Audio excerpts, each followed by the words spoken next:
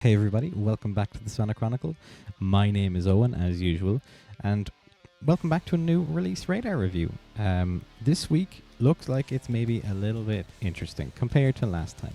Last time I was a little bit nonplussed with some of the stuff that was in there, but you know what?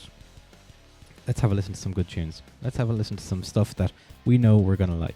Before we do that, though, please do take a moment to like this video if you like what I do. It's very supportive. I really appreciate it whenever people do that.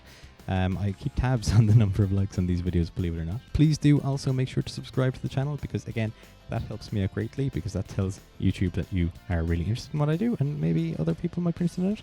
And, of course, leave me comments as well because that also helps greatly because it's engagement, right? It's very, very useful. Again, it tells YouTube that you might be interested in this. So maybe other people who watch the same kind of stuff that you do might also be interested in it. So please do comment and like and subscribe.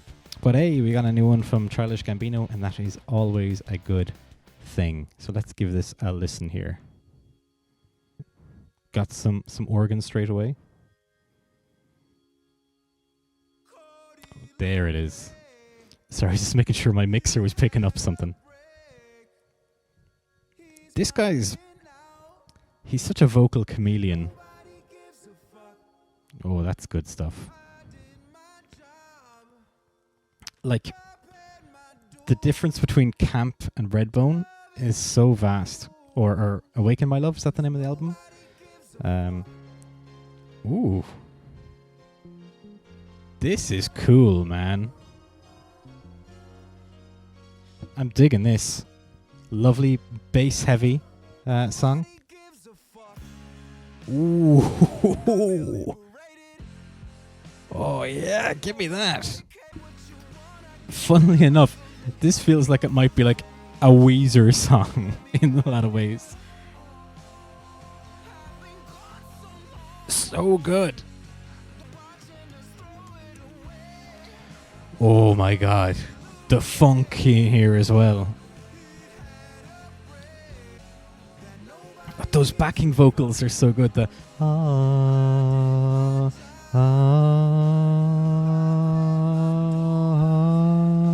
yeah, so good.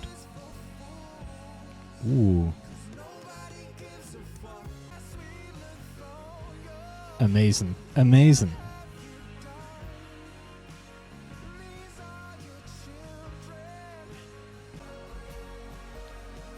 The synth there is lovely as well. Oh, the levels are so good. It's so big and bombastic as well. And that's what he's really good at as well. Like, again, you can hear it a lot on Awaken My Love. And even somewhat on Because of the Internet.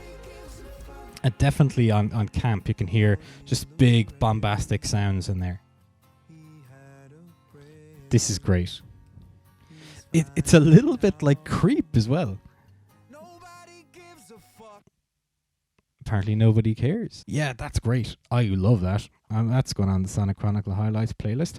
And, you know, it's early in the episode, but it's time for us to whip out the old Sonic Chronicle seal of approval because that is great. That should be on everyone's radar.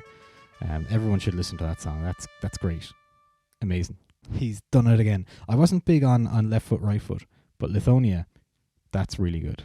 Anyway, Pineapple Pizza by Broken Jaw. So this is a bit of a weird one. Pineapple Pizza, they've been doing, I guess, guerrilla marketing, I guess, for this song for the past while. That Broken Jaw and, what are they called? Nameless, the band, have been kind of going back and forth on Instagram and I guess Twitter, I guess, talking about pineapple on pizza and that they hate it and Nameless band or Nameless are all about it. So let's see what the crack is. I watched some of the music video to this song the other night with no audio because my daughter was sleeping. But it looks like a fun video, similar to No One Cares, I suppose. So aggressive. There's an element of System of a Down in here. Ooh, in the Nile with a cool regulator smoking cigar. I do like Broken Jaw though. They seem to have a sense of humor. They're a bit of fun. And they seem to have a real conscience. make good punk metal. Let's look up Broken Jaw. Every time I listen to Broken Jaw, I am awestruck by their drummer. Like, listen to those feet. That's insane. This brings me back, though, to just like seeing amazing metal bands. Like, I can feel the energy coursing off of this one.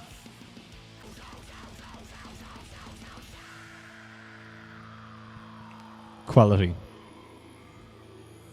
That's just a bit of fun. Very aggressive, very in your face. Punk metal. Yeah, that's just a bit of fun, really. I can imagine myself sticking that on for a run and really regretting it shortly after. Good fun. All right, we're going into less familiar territory now. We're going to have a listen to Loverboy by Ash Ravens and Christine St. Pierre.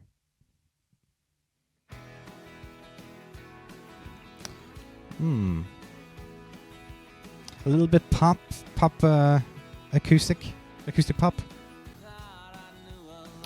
Ooh, a little bit Americana. There's a little bit of Josh Ritter in there, I think. Ash Ravens from Ottawa, a genre-blurring, pigeonhole-defying artist with a voice that's both sweet and soul-stirring. Genre-blurring, pigeonhole-defying? I don't know. Reminiscent sometimes of Paolo Nutini and sometimes of Bryan Adams. A light, raspy voice. And along with incredible guitar skills. Alright. He sure can play those chords. Crafts mesmerizing instruments, seamlessly blending genres and showcasing poetic songwriting. I don't know, you can't write that. You can't, like. Anyway, he's got nearly 7,000 monthly listeners, so someone likes him. That's great. And I don't dislike this. But, like incredible guitar skills? No, hardly. Oh, is that it? Is that his solo? Or is there going to be a guitar solo outro?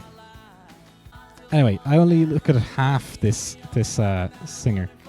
Christine St. Pierre. Who's that? 90 monthly listeners. A number of songs that haven't hit 1,000. Introspective folk with this foot-stomping bluesy flair. Yeah, it's okay. It's been done. You know, there's nothing very exciting about this, frankly. But look, it is actually quite well produced. I'll give him that.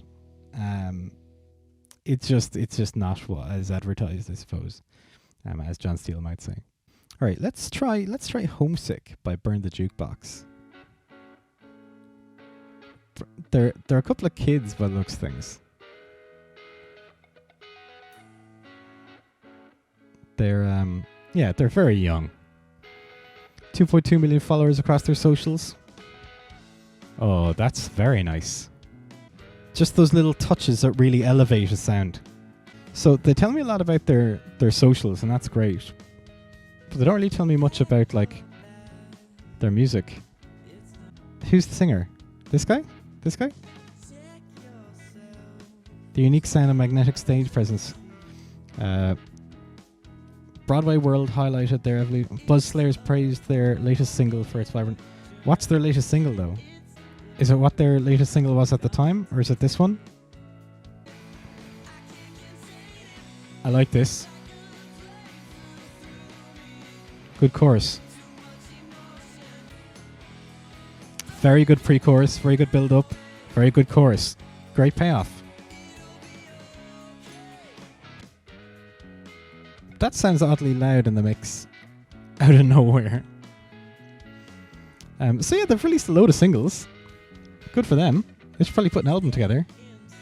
It's pretty impressive, though, for how old they are. So what, they started releasing singles 2 years ago, 3 years ago? Nice. That minor phrasing worked really well there. This build's lovely. This is where the vocals shine. There in particular. When he lets loose and kind of gets a little bit rougher with his voice. I was going to say vocals. He really kind of starts to really impress. Oh, guitar solo time. Rolled off the tone.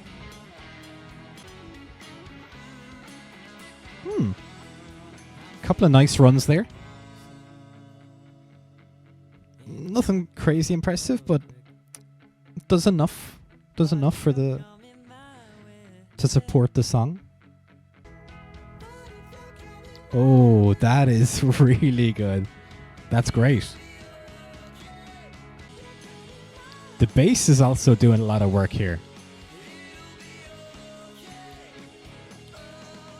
Doing its own, like, melody. Yeah, this is great.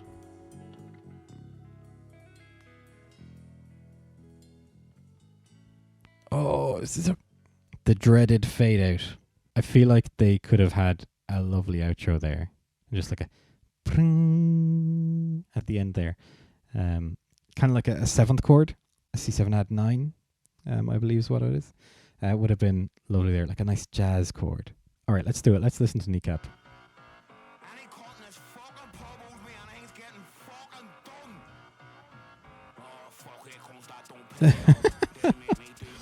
They did extremely well at Glastonbury, in fairness to them. People loved them. I've kind of gone off them a little bit for stuff that they're doing outside of music, but you can't really argue with this kind of filth, you know? For those of you who are unaware, Kneecap are an Irish rap/hip-hop act that do their lyrics bilingually in English and in Irish. Oh, they're also from Northern Ireland as well, which means that some of their work is about, I suppose, about sectarianism. It's quite politically charged in a lot of ways. But people seem to really resonate with that. Or it really resonates with people. But some of their songs are just so good. Like, this has such an energy and an attitude about it. It's very difficult to not like it. Same goes for Hood, Hood. Very good song. Very violent, but very good song. And I think violent is a nice way to describe their music generally. Yeah, it's violent. Holy moly's. Ooh. I think I need a bit of a rest after this one. Oh yeah, that's intense stuff. I'm going to need a little bit of rest after that. Oof. And rest I will, because I think that is enough for this week. Because last time around, we listened to Miles Kennedy. I don't like Jelly Roll. I don't know about Chris Hayes' band, but I do know about the Sun Kings. I've listened to them before on the show, and I was not impressed. So, maybe I'll skip over them for now. But thank you so much for stopping by and for having a listen to some music with me. We got some good stuff. Lithonia by Childish Gambino, amazing. Sonic Chronicle Seal of Approval. Pineapple Pizza by Broken Jaw. Unrelenting aggression about pizza, if of all things. We skipped down. We listened to Loverboy by Ash Ravens and Christine St. Pierre. It wasn't very good. Homesick by Burn the Jukebox was surprisingly good. I was very pleasantly surprised with that. We jumped forward. We listened to Ivica Linya by Kneecap then as well. So we listened to some good stuff on here. And we got some old stuff and some stuff that we don't like on here as well. But overall, I would say it's okay. It's okay. Generally, more hits than misses this time, which is great. That's really good. But yes, as I said, thank you so much for stopping by and for listening to some music from me. As always, I greatly appreciate it. Please do hit the like button if you like what I do here. Subscribe to the channel to see more of this kind of stuff in the future.